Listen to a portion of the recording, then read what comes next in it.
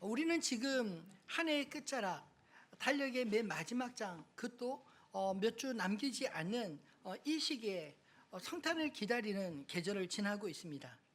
거리는 벌써 캐롤이 흐르고 또 반짝이는 조명과 크리스마스 장식이 여러분들의 시선을 끌지 않으시나요? 자연스럽게도 우리는 이 시즌이 되면 자연스럽게 마음속에 아기 예수님의 모습이 떠오릅니다. 성탄절을 앞두고 우린 보통 누가복음 2장을 펼쳐 오늘 다윗의 동네에 너희를 위하여 구주가 나셨다, 이 말씀을 듣곤 하지 않습니까? 근데 오늘 우리가 펼치는 본문의 말씀은 구유가 아니라 무덤입니다. 천사의 기쁜 소식, 너희를 위하여 구주가 나셨느니라, 이 메시지가 아니라 여기 계시지 않고 살아나셨느니라, 이 소식을 듣게 됩니다. 오늘 우리는 성탄의 밤과 정반대로 보이는 부활의 새벽을 함께 묵상하려고 합니다. 어쩌면 어떤 분은 속으로 이렇게 생각할지 모릅니다. 아니, 지금 성탄 시즌인데 왜 목사님 부활절 말씀을 들고 서실까? 조금은 잘 어울려 보이지 않지 않습니까? 저도 사실 이 본문의 말씀을 어떻게 전해야 하나 고민을 한 주간 내내 참 많이 했습니다. 누가복음을 처음부터 강해 오다가 의도치 않게 오늘 본문을 성탄 시즌에 하게 된 것뿐입니다. 근데 말씀을 묵상하면 할수록 오히려 이 성탄과 부활을 함께 묵상할 때 복음이 더욱 또렷하게 보이고 들리게 되는 것을 깨닫게 됩니다. 성탄은 예수님이 오셨다라는 소식 아닌가요? 그러나 성경은 언제나 예수님이 왜 오셨는가 하는 것을 묻고 있습니다. 예수님이 오신 목적은 단지 우리에게 위로를 조금 더 해주시려고, 가난한 구유의 감성으로 우리의 마음을 따뜻하게 해주시기 위해 오신 것이 아닙니다.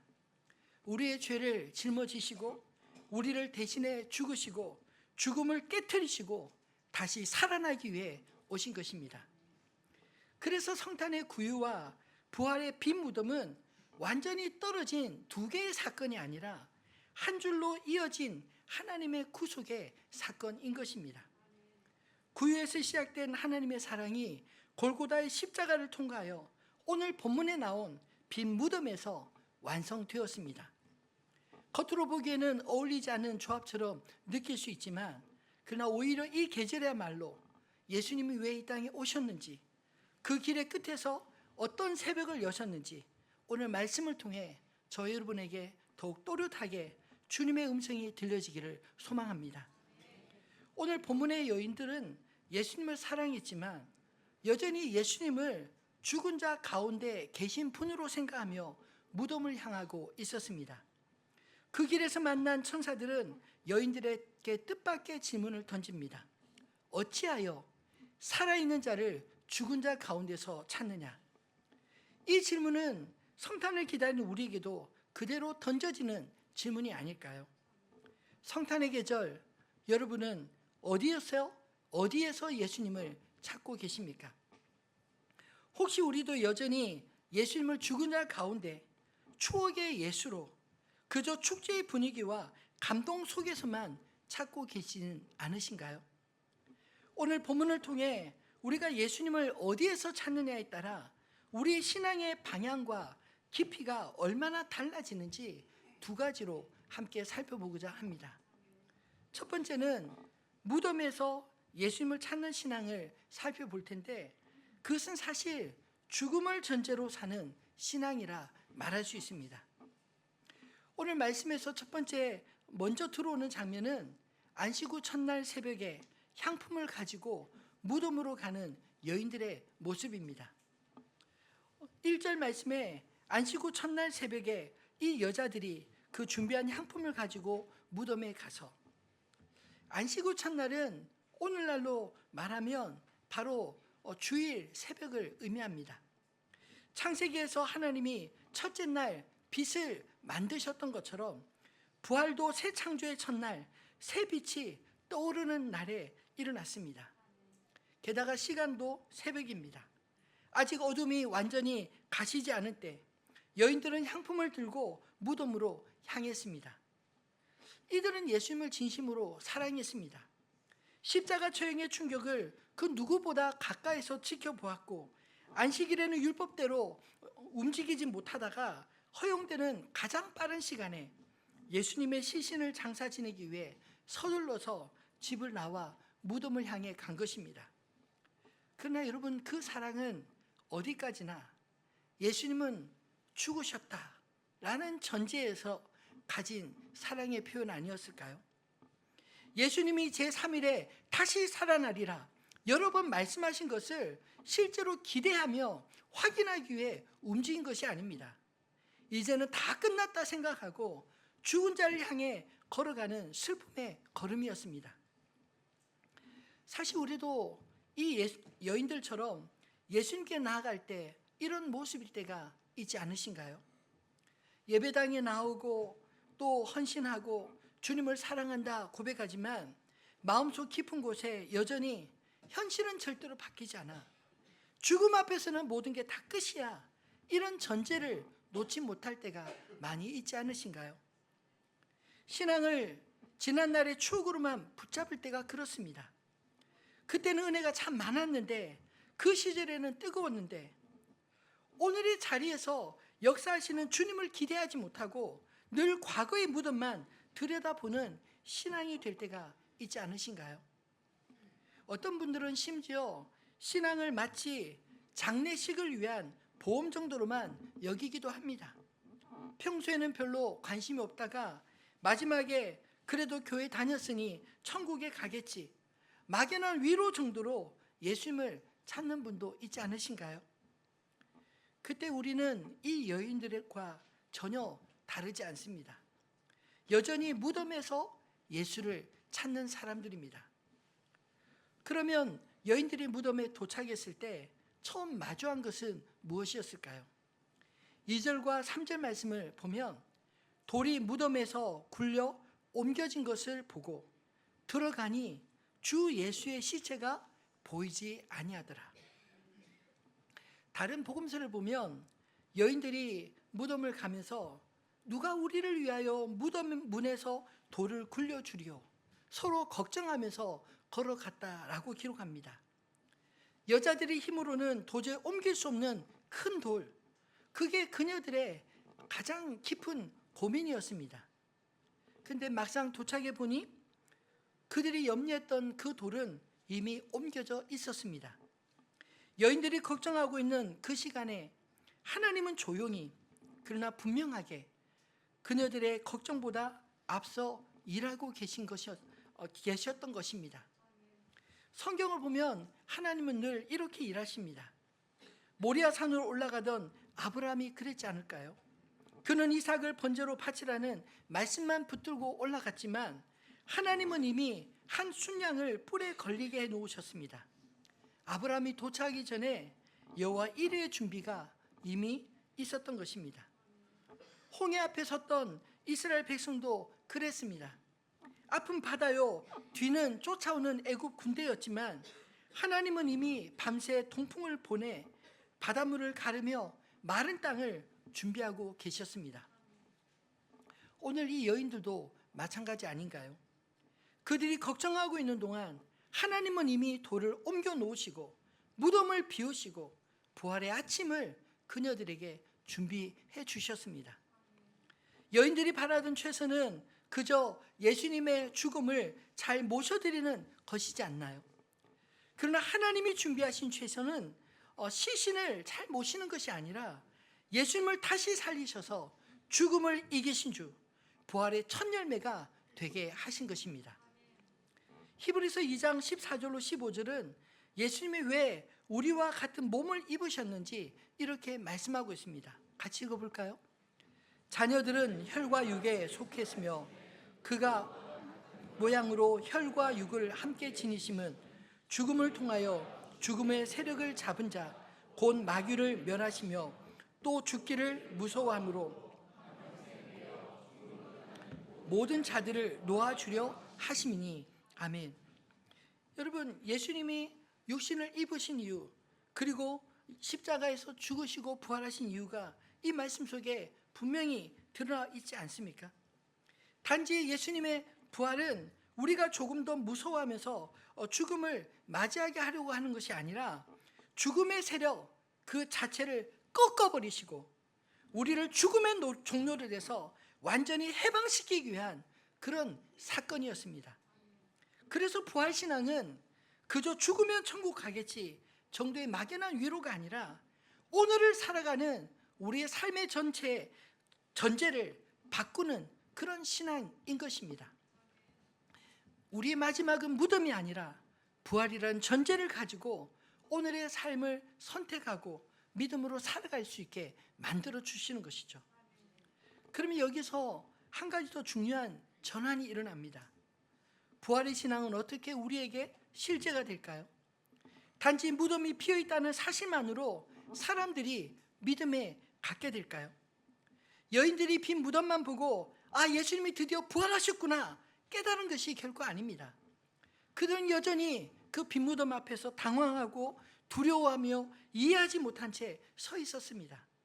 바로 그때 하나님께서 천사들을 통해 주신 말씀이 있었습니다.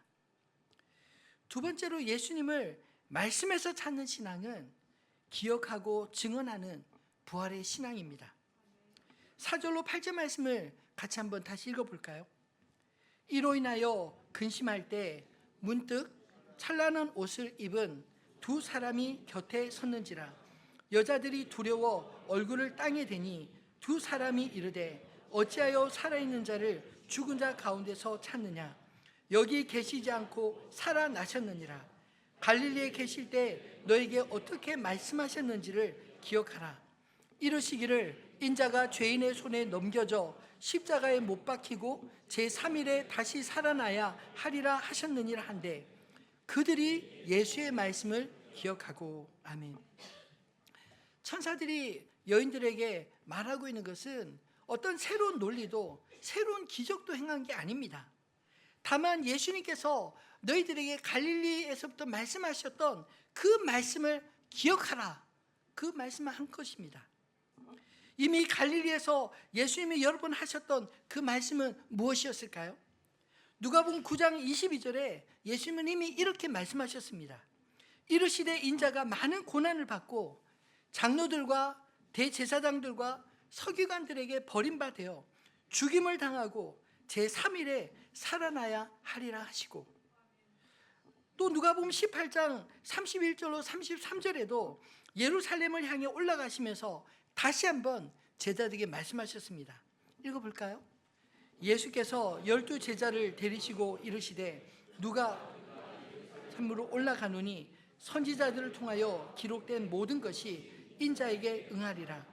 인자가 이방인들에게 넘겨져 희롱을 당하고 능욕을 당하고 침뱉음을 당하겠으며 그들은 채찍질하고 그를 죽일 것이나 그는 3일 만에 살아나리라 하시되 아멘. 제자들은 이미 예수님의 말씀을 들었지만 이해하지 못하고 마음에 담아두지 못했습니다. 부활의 새벽 천사는 여인들에게 새로운 정보를 준 게 아닙니다. 이미 주신 그 말씀을 다시 불러내어 기억하게 하신 것입니다. 여러분, 부활은 새로운 소식이 아니라 이미 주어진 말씀의 성취라는 사실인 것을 기억하시기 바랍니다. 여기서 결정적인 한 줄의 말씀이 8절에 기록되어 있지 않나요? 그들이 예수의 말씀을 기억하고. 여러분, 이 짧은 구절이 여인들의 시선을 완전히 바꾸어 놓았습니다. 빈 무덤만으로 우리에게 믿음이 생기지 않습니다. 기적 같은 상황만으로는 사람이 믿음 위에 설 수 없습니다. 눈앞의 현실은 언제든지 또 다른 현실에 의해 덮여질 수 있기 때문입니다. 그러나 여러분, 말씀이 우리의 처한 현실들을 해석해 주기 시작할 때 그들이 겪은 사실은 비로소 하나님이 개입하신 믿음의 사건이 되는 것입니다. 우리의 삶도 그렇지 않으신가요? 설명되지 않은 수많은 일들이 우리의 삶에 끊임없이 다가오지 않나요? 예상치 못한 질병, 원인을 알 수 없는 문제들, 사랑하는 사람들의 죽음과 같은 사건들 앞에서 우리는 무덤 앞에 서 있는 이 여인들처럼 당황하고 두려워하고 어떻게 할 바를 모를 때가 참 많습니다.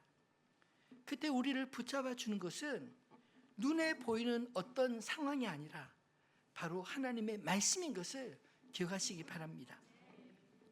이미 우리에게 주어진 약속의 말씀을 다시 꺼내어 지금의 상황 위에 펼쳐 놓을 때 성령께서 그 말씀을 통해 우리의 사건을 새롭게 해석해 주십니다. 바로 거기서부터 부활의 신앙이 시작되는 것입니다. 누가복음 1장 54절과 55절에 마리아는 하나님을 이렇게 노래했습니다. 그 종 이스라엘을 도우사 긍휼히 여기시고 기억하시되 우리 조상에게 말씀하신 것과 같이 아브라함과 그 자손에게 영원히 하시리로다 하니라.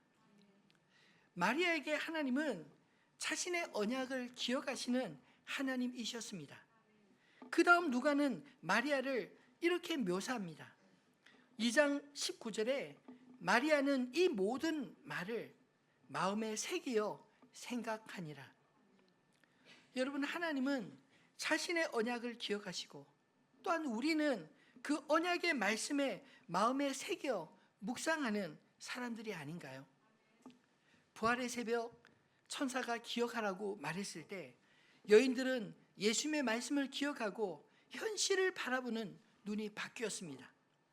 오늘 성탄을 기다리는 이 계절에 우리도 마찬가지입니다. 우리가 예수를 찾아야 될 자리는 감성적인 분위기의 구유위가 아니라 이미 우리에게 주어진 말씀 속에 찾아야 할 것입니다. 말씀 속에서 구유에 오신 예수님을 만나고 그 구유에서 시작된 길이 십자가와 빈 무덤까지 이어졌다는 이 사실을 기억할 때 우리의 성탄은 그저 따뜻한 분위기가 아니라 죽음을 이기는 부활의 소망을 품고 우리를 구원하실 아기 예수님을 영접하게 되는 것입니다. 여인들이 말씀을 기억하자 즉시 일어나는 변화가 있었습니다. 9절로 10절 말씀에 보면 그들이 곧장 무덤에 돌아가 11 사도와 모든 다른 이에게 이 사실, 예수님이 부활하셨다, 이 사실을 알리기 시작한 것입니다. 여러분, 말씀을 기억하고 그 현장을 목격한 사람들은 입을 닫을 수가 없습니다. 자연스럽게 그들이 알게 된 것에 증인이 되지 않겠습니까? 비록 그들이 사회적으로는 증언의 힘이 약한 여성들이었지만 하나님은 바로 그들을 부활의 첫 증인으로 세우셨습니다. 반대로 사도들의 반응은 어땠을까요? 11절에 보면 사도들은 그들의 말이 허탄한 듯하여 들려 믿지 아니하나. 여인들의 증언은 사도들에게 헛소리처럼 들렸습니다. 왜냐하면 그들은 분명히 예수님이 죽으신 그 끔찍한 죽음을 목격했기 때문입니다. 12 제자라에서 처음부터 믿음이 큰 사람들은 아니었습니다. 그들도 우리처럼 부활의 소식을 처음 들을 때에는 도무지 받아들일 수 없는 이야기로 느꼈던 사람들이었습니다. 베드로는 그럼에도 불구하고 확인하고 싶은 마음에 무덤으로 달려갔습니다. 그리고 세마포만 남아 있는 빈 무덤을 들여다보고 놀랍게 여기며 돌아갔습니다. 아직 이해는 안 되지만 무언가 이전과 다른 일이 일어났다는 것을 느끼기 시작하지 않았을까요? 그리고 그 뒤에 이어지는 엠마오로 가던 두 제자와 예수님의 만남을 통해서 주님은 모세와 선지자와 시편에 기록된 모든 말씀을 풀어 자세히 설명해 주셨습니다. 그 과정을 통해 비로소 제자들의 눈이 열리고 부활하신 예수님을 성경 전체를 통해 발견하게 됩니다. 결국 여러분, 부활의 신앙은 감정의 고향에서 시작되는 것이 아니라 말씀을 통해 눈이 열리는 그 자리에서 시작되고 깊어진다는 것을 말씀하심이 아닐까요? 베드로전서 1장 3절로 4절 말씀을 한번 같이 읽어보겠습니다. 우리 주 예수 그리스도의 아버지 하나님을 찬송하리로다. 그의 많으신 긍휼대로 예수 그리스도를 죽은 자 가운데서 부활하게 하심으로 말미암아 우리를 거듭나게 하사 산 소망이 있게 하시며 썩지 않고 더럽지 않고 쇠하지 않는 유업을 있게 하시나니 곧 너희를 위하여 하늘에 간직하신 것이라. 아멘. 여러분, 부활하신 예수님 안에서 우리는 산 소망을 가진 사람들인 것을 믿으시기 바랍니다. 그래서 오늘 말씀은 우리에게 다시 묻고 있습니다. 여러분은 지금 예수님을 어디에서 찾고 계신가요? 무덤과 같은 현실, 끝난 것과 같은 관계, 이미 닫혀버린 인생의 문 앞에서 여기에는 예수님이 절대 계시지 않을 거야, 단정짓고 있지는 않으신가요? 아니면 말씀을 펴서 우리에게 이미 주신 약속의 말씀을 기억하며 그 말씀 붙들고 부활하신, 지금도 살아계셔서 나와 함께 하시는 그 주님을 만나고 계십니까? 우리가 예수님을 어디에서 찾는가에 따라 우리의 신앙은 완전히 다른 길을 걷게 되는 것입니다. 무덤에서 예수님을 찾으면 신앙은 언제나 과거와 죽음의 언저리에서 추억만 하고 있습니다. 그러나 말씀 속에서 부활하신 예수님을 만나면 신앙은 바로 오늘을 살아가는 힘이 되고 내일을 향한 산 소망으로 자라게 되는 것입니다. 바라기는 저와 여러분이 말씀 속에서 부활하신 예수님을 만나 소망 가운데 오늘을 살아내시기를 우리 주님의 이름으로 축원합니다. 말씀을 맺겠습니다. 여러분, 부활의 눈으로 무덤이 아니라 살아나신 예수님을 바라보시기를 바랍니다. 사랑하는 성도 여러분, 오늘 우리는 성탄절을 기다리는 이 계절에 부활의 말씀을 함께 묵상했습니다. 첫째로 우리는 향품을 가지고 무덤을 향해 가던 여인들처럼 여전히 죽음과 절망을 전제로 신앙생활하고 있지 않는지 물었습니다. 그러나 하나님은 우리가 도착하기 전에 이미 돌을 옮겨 놓으시고 부활의 아침을 준비하신 분이십니다.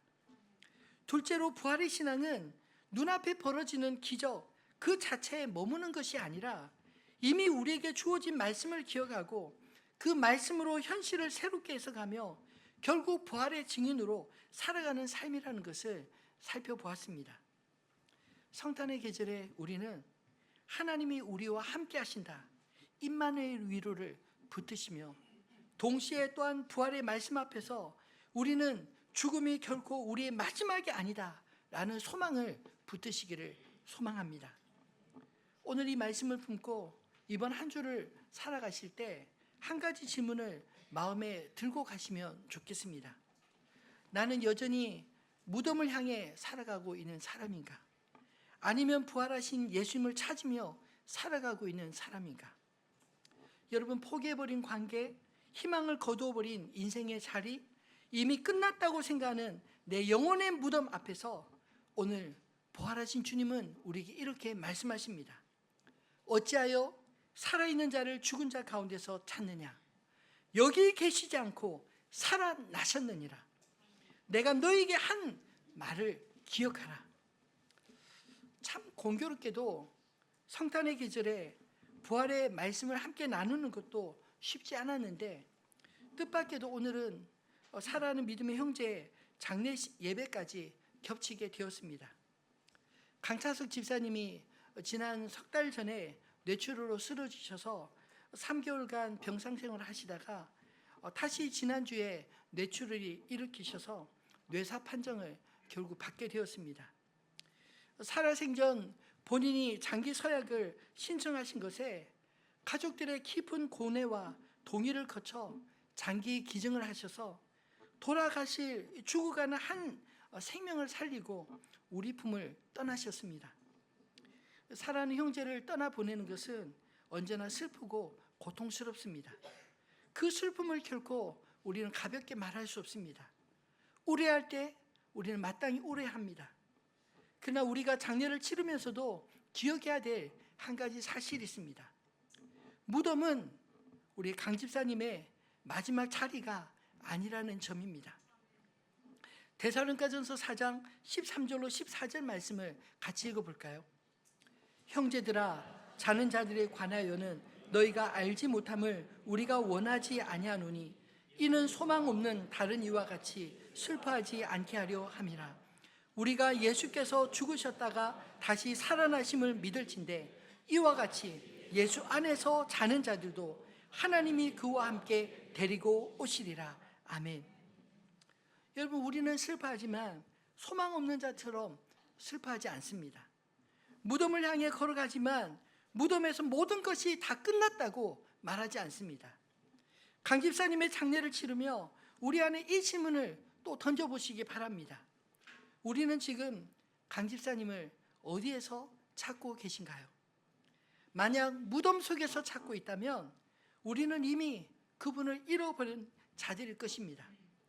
그러나 예수 그리스도 안에서 살아가는 집사님을 바라본다면 집사님은 지금 부활하신 주님 품 안에 참된 안식을 누리고 계신 줄 믿습니다. 하나님이 오늘 우리와 함께 하신다는 이 성탄의 위로와 이 땅의 죽음이 끝이 아니라는 부활의 소망이 유족들과 우리 모두의 마음을 지켜주시기를 기도합니다. 고린도서 15장 58절 말씀에는 부활의 신앙을 가진 모두에게 이렇게 권면하고 있습니다. 그러므로 내 사랑하는 형제들아, 견실하며 흔들리지 말고 항상 주의 일에 더욱 힘쓰는 자들이 되라. 이는 너희의 수고가 주 안에서 헛되지 않은 줄을 알미라. 부활하신 주님 안에 우리의 모든 수고가 결코 헛되지 않을 줄을 믿습니다. 우리는 결코 죽음으로 끝날 존재가 아니라는 것입니다. 성탄을 기다리는 이 계절에 우리가 예수를 찾는 자리가 무덤이 아닌 말씀과 부활이 되기를, 죽음을 기리는 자리가 아니라 부활을 살아내는 삶의 자리가 되기를 우리 주님의 이름으로 축원합니다.